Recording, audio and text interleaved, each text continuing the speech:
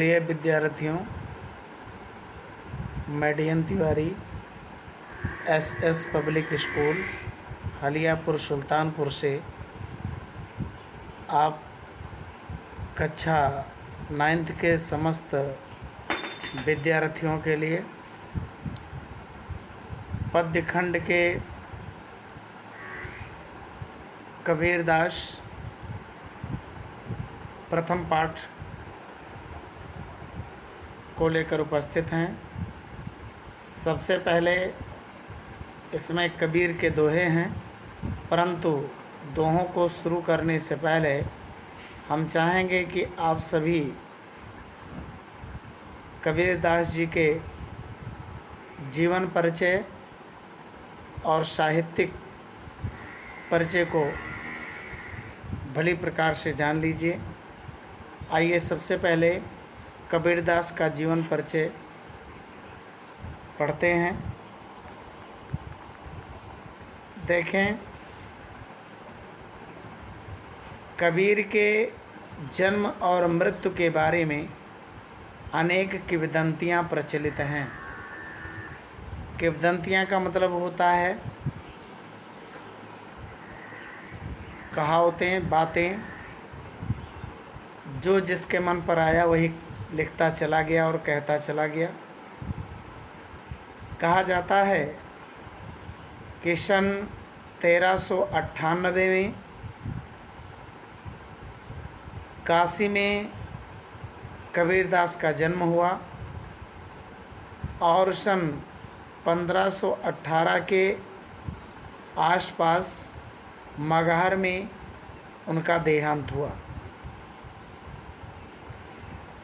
ऐसा पाया जाता है कि लोग कहते हैं कि काशी में मृत्यु होने से मोक्ष मिलता है और मगहर में, जो आपके गोरखपुर में स्थित है, वहाँ पर देहावसान होने पर नरक प्राप्त होता है। इस बात को समाप्त करने के लिए और इस भेदभाव को नष्ट करने के लिए वो काशी से चल कर के मगहर में अपने शरीर का त्याग किए। कबीर ने विधिवत शिक्षा नहीं पाई थी, परंतु सत्संग, पर्यटन तथा अनुभव से उन्होंने ज्ञान प्राप्त किया था। भक्तिकालीन निर्गुण संत परंपरा के प्रमुख कवि कबीरदास जी की रचनाएं मुख्यतः कबीर ग्रंथावली में संग्रहित हैं। एक इन्होंने ग्रंथ की रचना की जिसका नाम था कबीर ग्रंथावली। इन्होंने अपनी समस्त रचनाओं को, संग्रह को इसी में संग्रहित किया। किंतु कबीर पंथ में उनकी रचनाओं का संग्रह बीजक ही प्रमाणित माना जाता है। रचनाएं गुरु ग्रंथ साहब में भी संकलित हैं। कबीर अत्यंत उदार, निर्भय तथा सद्ग्रस्त संत थे। राम और रहीम की एकता में विश्वास रखने वाले कबीर ने ईश्वर के नाम पर चलने वाले हर तरह के पाखंड, भेदभाव और कर्मकांड का खंडन किया। उन्होंने अपने काव्य में धार्मिक और सामाजिक भेदभाव से मुक्त मनुष्य की कल्पना की। ईश्वर प्रेम, ज्ञान तथा वैराग्य, गुरुभक्ति, सत्संग और साधु महिमा के साथ आत्मबोध और जगत बोध की अभिव्यक्ति उनके काव्य में हुई है। कबीर की भाषा की सहजता ही उनकी काव्यात्मकता की शक्ति है। जनभाषा के निकट होने के कारण उनकी काव्य भाषा में दार्शनिक चिंतन को सरल ढंग से व्यक्त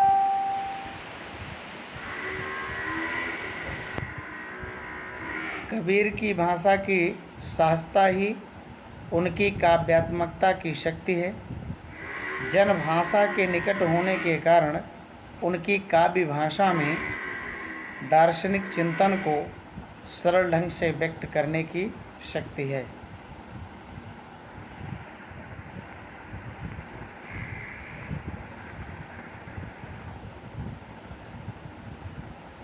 अब हम समझ लें कि कबीर ने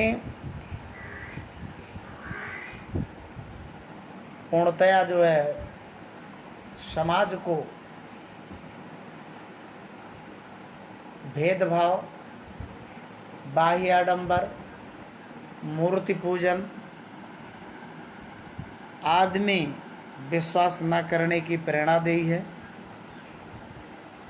और उन्होंने हिंदू और मुसलमानों दोनों को ही फटकारा और डांटा है। कबीर ने हिंदुओं को फटकारते हुए उन्हें बताया है अपने दोहे के माध्यम से कि पत्थर पूजे हर मिलें तो मैं पूजूं पहाड़, घर की चक्की को ना पूजे जाकर पीसा खाए। अर्थात उन्होंने हिंदुओं को इस दोहे के माध्यम से फटकारा कि पत्थर के पूजने से भगवान का मिलन नहीं होता। भगवान तो हृदय के प्रेम और अटूट उनके पूजा से और उनके प्रेम बंधन से मिलते हैं। और मुसलमानों को फटकारते हुए उन्होंने कहा है कि कंकड़ पत्थर जोड़ के मस्जिद लई बनाए, ता चढ़ मुल्ला वांग दे क्या बहरा हुआ खुदा है। अर्थात भगवान जो है सब देखता है, सब सुनता है, सारी चीज़ों का लेखा जोखा उसके पास है। अर्थात जो है बाह्य आडंबर का उन्होंने सख्त विरोध किया। अब ये पाठ क्यों लिखा गया और लोगों को उन्होंने क्या समझाने का प्रयास किया? इनकी 3 प्रमुख रचनाएं हैं, साखी, शबद और रमैनी। ये इस पाठ का उद्देश्य क्या है इसको समझ लीजिए। प्रस्तुत पाठ में संकलित जो साखियाँ यानी साखियाँ दोहा जो लिया गया है में प्रेम का महत्व,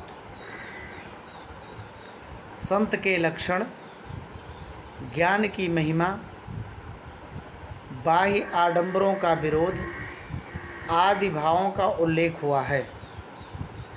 पहले शबद पद में बाह्य आडंबरों का विरोध एवं अपने भीतर ही ईश्वर की व्याप्ति का संकेत है, यानी ईश्वर हर हृदय में निवास करता है, ऐसा अनुभव करना चाहिए, कबीरदास जी ने बताया है। तो दूसरे शब्द में ज्ञान की आंधी के रूप के सहारे ज्ञान के महत्व का भी वर्णन किया है। कबीर कहते हैं कि ज्ञान की सहायता से मनुष्य अपनी कमजोरी और दुर्बलताओं से मुक्त होता है। अर्थात ज्ञान का होना आवश्यक है। आप भली प्रकार से जानते हैं कि ज्ञान मार्गी शाखा के श्रेष्ठ कवियों में कबीरदास जी का नाम आता है। इसी के साथ आज हम अपनी वाणी को विराम देते हैं और ये विश्वास करते हैं कि आप सभी कबीरदास जी के इस जीवन परिचय को भली प्रकार से पढ़ लेंगे। इनका जन्म, मृत्यु, इनकी रचना और ये ज्ञान मार्गी शाखा के कवि थे और इन्होंने बाह्य आडंबर का घोर विरोध किया है। यानी प्रेम के द्वारा ही, ज्ञान के द्वारा ही हम भगवान को पा सकते हैं, ऐसा इन्होंने वर्णन किया है। धन्यवाद।